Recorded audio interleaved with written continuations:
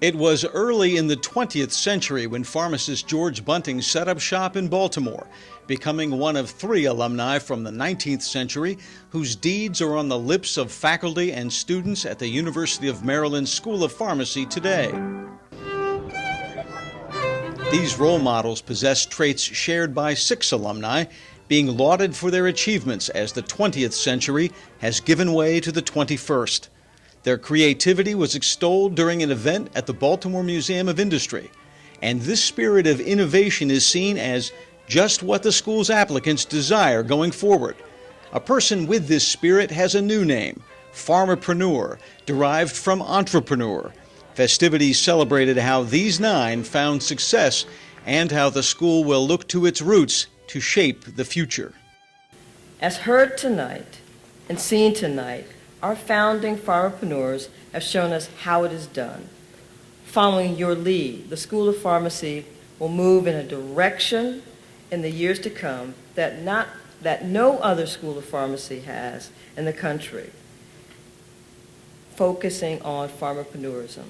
It was only fitting that a pair of recent alums helped to honor those who graduated earlier in the school's long history, and to welcome guests accepting awards on others' behalf. I was always amazed that he, from his humble beginnings in Bishopville on the Eastern Shore, which even today only has about 2,000 population, but even then I think he had a little bit of entrepreneurship because he saw a great deal when he heard that there was a train that was going to go to Baltimore because there was a game and they wanted lots of people to come for this playoff. And it was only $2 or $2.50 for this train ride. So he rode up to Baltimore on that, and of course knowing he wasn't going back because he was going to start his future education at University of Maryland, he sold the ticket for $2.50, so he didn't lose a thing.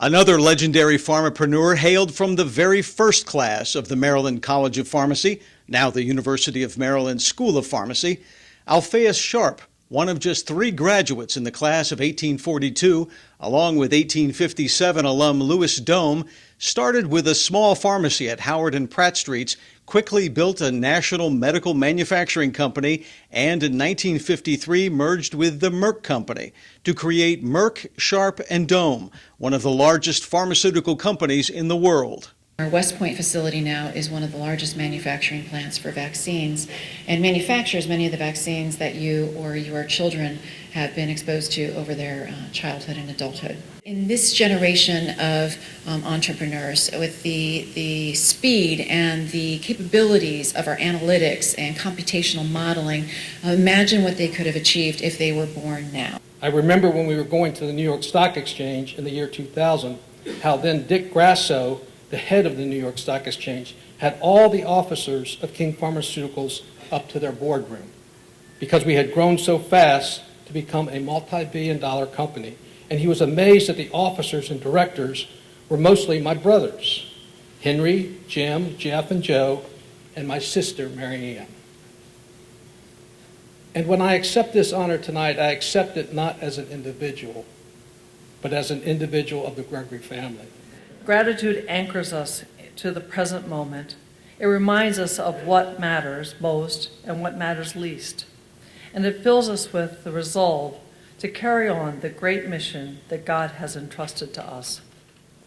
Accordingly, the founding vision of CorrectRx was focused on establishing clinical pharmacy programs that truly made a difference in the lives of the patients that we serve. Every job, no matter what it is important to us and to our family of employees. So we try to run the company that way. We share profits with all the employees and have a pretty happy group. And you know, if I take care of them, they take care of my customer. Clearly, the history of our school is the history of American pharmacy and pharmaceutical science advances. As I read about these founding pharmapreneurs, I'm struck by their social success, their societal success. However, I'm also moved by their sincere devotion to humanity, their altruism. Some of the craziest ideas are the point, right? And you want to admit students and postdocs and faculty, you want to bring them here, individuals who are really out-of-the-box thinkers. If you really do want a very entrepreneurial school and program and initiative. My dad decided to start his own company concerning human research subject protection with the help of some of his colleagues and mentors. He raised me on the motto, do the right thing. And he lived his words by providing services to ensure the safety of those involved in clinical trials. Beyond ceremonies for each of the honorees, the event launched key parts of the school's effort, such as a scholarship given by the G family for a student on a non-traditional career path. The scholarship, funded with $750,000, will support one student each year and will forever honor the life and the legacy of Dr. Felix G's extraordinary career, service to his alma mater, and leadership as a founding pharmapreneur. The dean also introduced a pharmapreneur in residence who will occupy a prominent new space devoted to innovation. The difference between those who succeed, and this holds true for innovators and leaders across many fields, the difference between those who succeed and those who fail is that those who succeed fail more.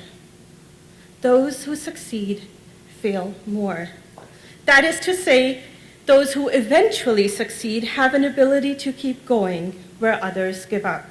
As the gala ended, those aspiring to be today's pharmapreneurs could join others admiring items that figured in the founder's success.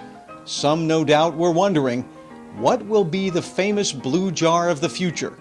While confident the School of Pharmacy will equip its students to create it.